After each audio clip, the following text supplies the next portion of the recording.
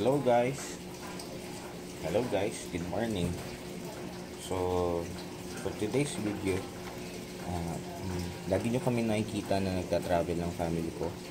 And gusto ko namang i-share sa inyo ano yung mga ginagamit or dinadala ko madalas para pagka bumabiyahe kami. So, as you know, I have 5 boys and around 7 or 8 kami na bumabiyahe. And including yung mga gamit namin. So, marami kaming dinadala. So, kailangan prepare din ako kung ano yung mga dinadala ko pagka bumabiyahe kami. So, first is meron akong parang all-around bag. So, yan, meron akong all-around bag. Merong all-around bag. So, dun sa all-around bag ko, ay mostly ang dinadala ko dyan ay yung mga pwedeng maisok o pwedeng maidala at pang emergency. So, una ay blanket, quick-drying blanket o towel. Pangalawa ay packing tape, maliit na basurahan, pang waterproof. Next ay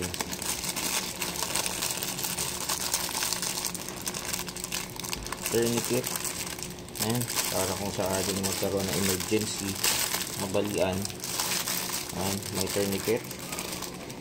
Tapos hygiene and fire kit. So, minsan kasi nasa labas kami ng ng mga area, kaya kailangan ready kami in case na wala kaming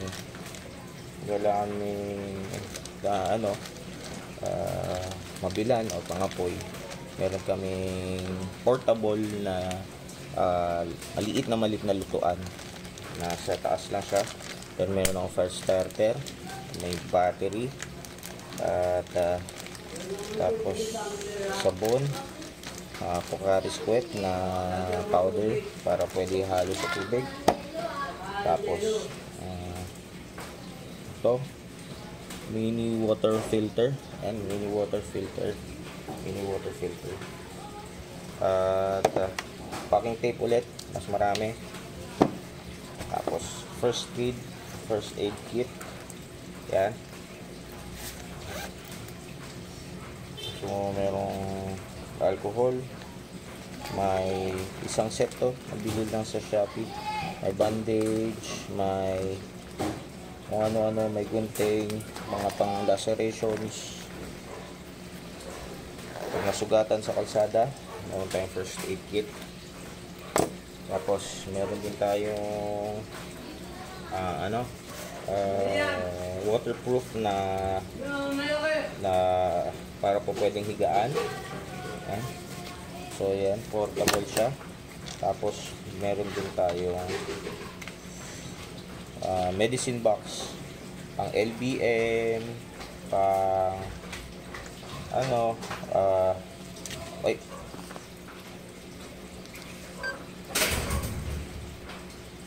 so, meron siyang vitamins, diatabs, yan, saka may pinamik. So, 1 year nagpapalit tayo nito, emergency. Next ay all around power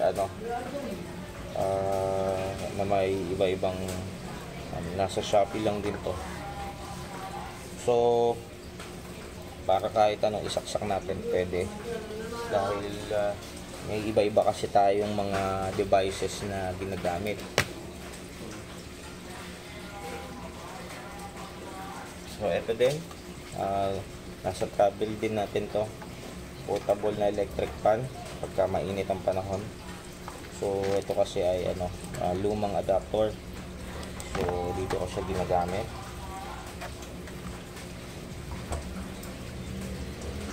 So, pag may mga emergency, meron tayong dalang flashlight. Ayan, flashlight. Ayan, sa Shopee lang din yan. Flashlight. So, kailangan to kasi minsan pag ginagabi kami, lalo pag babiyahe kami ng 12 hours, 8 hours, 9 hours. Tapos, headband na flashlight para kung may gagalawin ka sa sa sasakyan, tapos naka handsfree ka, ayan, pwede mong gamitin yan. Power bank, portable power bank. Ito ata ay 20 mAh na 30,000 mAh. So, mabigat lang to, pero ito yung dinadala ko pag babiyahe kami ng malayo, para in case mamatay yung sasakyan. Dahil dun sa sasakyan, meron kasi ako dong inverter. So papakita ko sa inyo yung inverter, guys.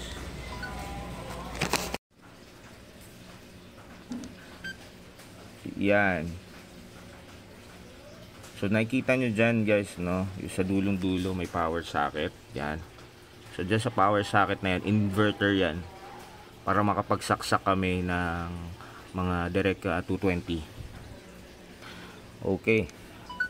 So after nung power bank, ayan, para kung saaling mamatay si sasakyan at may emergency, at hindi mo kailangan buksan siya, pero kailangan mo mag-charge, meron kang pang power up sa battery, sa cellphone, saka ano pang mga kailangan mo gamitin. So next is dalawa yan, bali another first aid kit. Ito naman nakatago to sa console ko. Ito naman yung EC2 parang pang second to, para dalawa yung natin, first aid kit. Ito pang nasa on the go, ito on the go, ito yung lagi nasa sa console lang. At syempre pagka bumabiyahe, meron din tayong tire inflator. So ginagamit ko yan siya, si tire inflator. Ilang beses ko na ito nagamit. Marami na akong nabili nito, pero ito pa lang, so para ang pinaka hindi nasusunog yung hindi nasusunog yung wire niya. At hindi siya nangangamoy sunog pagka matagal mo siyang ginagamit. Pero pinagpapahinga ko. Next, meron din akong dalang mga fuse. Kasi pagka fuse, dahil minsan namamatay yung mga ilaw at ang problema ay fuse. Syempre para malaman ko din, so kung anong fuse ang may problema, meron din ako ng electrical tester tayo, para iuhuklan natin yan, tapos malaman natin kung anong problemang fuse ang may kung anong fuse ang may problema. Second, yan, hindi ko talaga winawala yung duplicates. Next ay step bar. Yan, step bar. Kasi kakabit mo kasi to sa gilid eh. Yan, pakita ko sa inyo.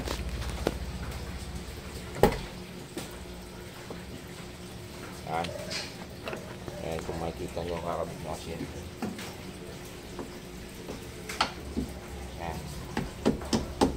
Para maka-step ka at maka-akit ka dun sa taas. Kasi most of the time na andun lagi yung mga bagay namin, lalo na pag punong-puno kami o malayo pupuntahan namin. Pero minsan ko lang din ginagamit to kasi mahirap yan mag-akyat at magbabade. Kaya nung last time meron kaming video sa Baguio, pakita ko sa inyo dito sa link sa taas at sa comment. Yung video namin sa Baguio, lahat pati bike na andun sa taas. So tatlong bike yun na maliliit na pambata. Wala pa ako nito noon. Kaya bumili ako nito para meron akong tungtungan pa akyat. Okay. So tingin ko lagi itong kailangan din, dahil nga pagka may mga lakad kami, so mahalaga siya. So Shopee find lang din to. Balik tayo. So sa tools, for emergency tools, pagka since okay, tapos na tayo sa ayan guys, so tapos na tayo dun sa mga pang backpack gamit. Next ay siyempre yung the usual tools. The usual tools ko is nandito lang. So, lagi naman tayo may mga dalang ayan, tools. So all around ratchet. So Shopee lang din siya. Tapos yung mga Allen key, pliers, steel brush, screw, Phillips and flat and Phillips. Siyempre monkey wrench tuloy, wrench set. So as another ito, and electrical tape sa paulit ng mga wrench. So minsan kasi hindi nagtatali yung mga sukat doon sa minsan siya, makapangit siya yung nabilang ko, kaya dalawang set yung dinala ko. Next is yung on the go din na, pero mga tools lang din to. Tire patches. Yan, may mga tire patches tayo. Tire patches. Yan, mga tire patches. Yan. Para kung sali masiraan tayo sa kalsada. Battery ng ng susi. Battery ng susi. Yan, meron tayo dapat dalhin yan lagi. Para pwede tayo magpalit. Contact band para kailangan nyo ng emergency pandikit. Ngayon, may electrical tape na naman ako dito. Saka pang tightening. So meron din tayong rubber glue para sa mga rubber. And plastic. Meron ulit tayo pangatlong medical kit dito. Band-aids, tape, and then yung chamoy at fiber cloth. So di naman ako experto, pero base lang ito sa tingin ko na kung ano yung mga kailangan namin ng family sa pagbiyahe namin. So next ay ulit portable na at waterproof na blanket. Ito siya, ayan, para at ginagamit ko to, pahalang. So pang emergency din to, para in case na o kaya gusto mong magpahinga, gusto mong pwede siya pwede mo siyang gamitin anytime. Siyempre, di mawawala yung pangpalit ng gulong. Tapos emergency signal, yung triangle ba to? So yan. Kung ano man yung tawag, pa-comment down below. Nakalimutan ko lang siya, pero ito siya. Warning triangle. Warning triangle. So yung warning triangle natin. As another set of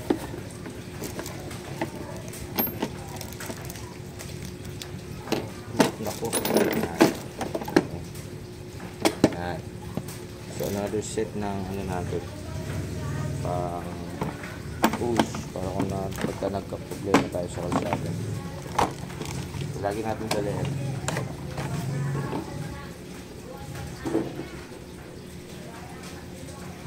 Jumper cables nandun sa puting sasakyan. May jumper cables tayo na 1 pair. Tapos panlinis, panghatak, Hindi lang panghata, kundi pang ano din natin, pang tali kung saan tatali, pang emergency na tatalian, makapal na tali. Meron din tayong maninipis na tali para doon sa pangtali sa taas.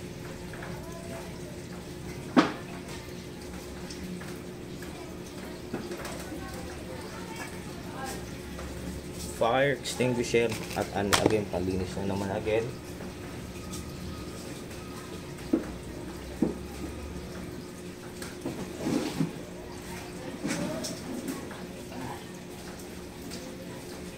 Ito mabigat. Yan. So meron din tayong pang 3 tons na pang ano, para pag mag-pop ng jack.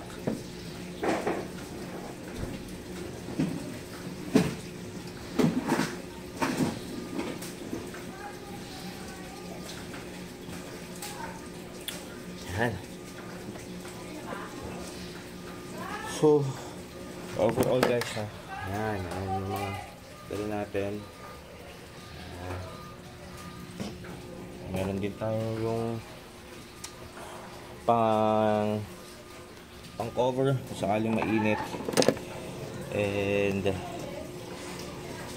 again, hindi naman tayo expert for outdoor, pero itong mga dala ko ay base lang sa kung ano yung mga kailangan ng family ko pagka bumabiyahe kami.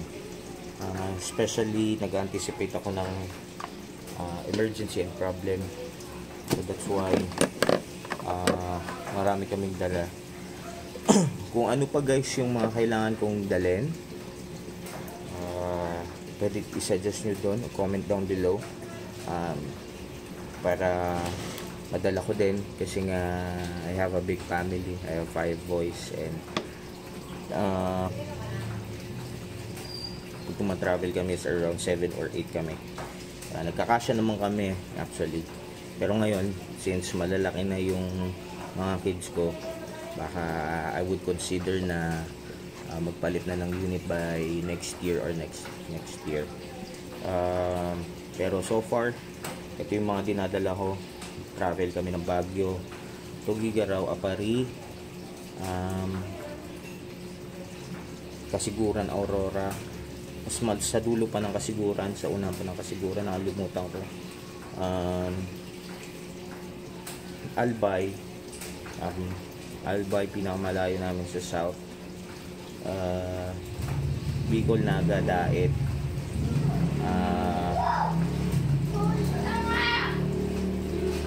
sa bandang Camarines Norte marami din kami napuntahan, around 3 or 4 sites, palipat-lipat kami.